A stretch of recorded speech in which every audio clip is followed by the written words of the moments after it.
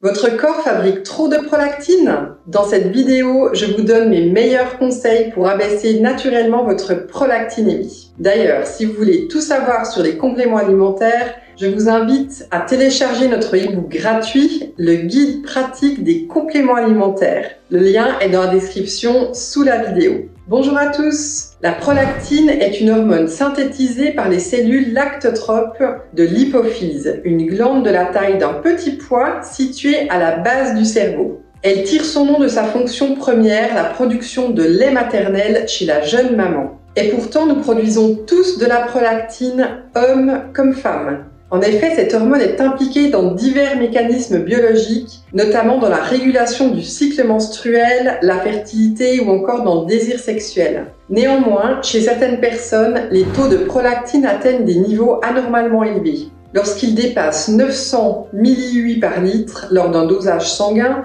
on parle d'hyperprolactinémie. Celle-ci occasionne des règles irrégulières ou absentes, une infertilité, des écoulements mammaires, des troubles de l'érection ou encore une perte de libido. L'hyperprolactinémie est parfois liée à la prise d'un médicament au long cours, comme un neuroleptique ou un antiacide. Il est alors nécessaire de rediscuter de son traitement avec son médecin. Si elle provient d'une tumeur bénigne de l'hypophyse, un agoniste dopaminergique est généralement prescrit. Dans les autres cas, il convient de vérifier s'il n'existe pas d'autres pathologies sous-jacentes comme une hypothyroïdie ou une insuffisance rénale. Quelles sont les solutions naturelles pour réduire les taux de prolactine? La première des choses à faire est de vérifier le contenu de votre assiette. Assurez-vous de ne pas consommer d'aliments galactogènes, susceptibles d'augmenter vos taux de prolactine. Citons par exemple le fenouil, l'anis, le fenugrec, le cumin, l'avoine, le sésame, la noisette ou encore l'amande. Veillez également à couvrir vos besoins caloriques journaliers,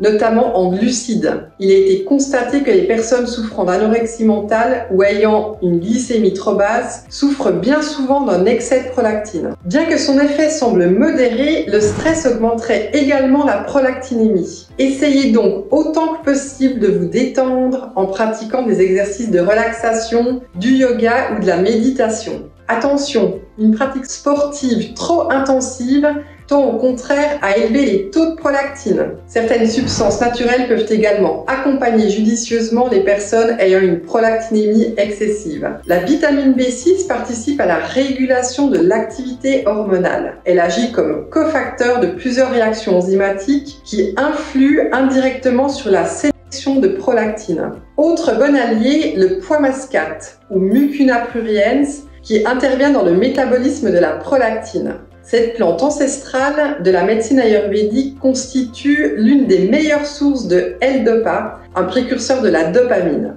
Or, on sait aujourd'hui que la dopamine joue un rôle inhibiteur dans la synthèse de la prolactine. Enfin, sachez qu'il existe également des formules synergiques qui renferment entre autres ces deux composés. Merci d'avoir regardé la vidéo. Si vous avez apprécié, n'oubliez pas de laisser un like ou un commentaire et de vous abonner à la chaîne. À tout bientôt!